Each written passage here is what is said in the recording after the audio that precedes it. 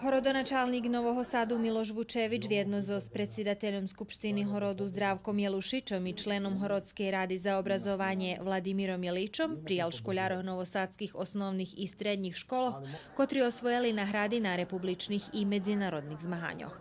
Stej nahodi oni im uručili podzekovanja, odnosno Vidovdansku nahradu, kotra se školjarom dodzeljuje každi rok na Vidovdan, a jej penježna suma za više od mesta jake zavžate na zmahanju. Була сам на два republične takmičenja z ruskого jaziku i z srpskого. Z ruskого sam dostala perše mesto, z srpskого druge. I co zase znači to ta Vidovdanska nahrada? A baš mi milo, že sam mogla postignuti taki uspjeh, bo sam bar zveljo uložila do toho, bar sam še veljo učela i eto, baš mi milo. Ja še na međuokružnim nije ukazalo tak dobre, ali sam zato na republičnim osvojila perše mesto.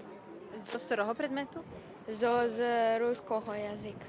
Horodoначалник nahlašal, že veri, že pred Novim Sadom krasna budućnost, zekujući tim uspišnim školjarom i že še z budžetu budze vidvojovac išće veci sredstva za opremanje školog i dzecinskih zahradkoh, u kotrih školjare hodni išće barže napredovac.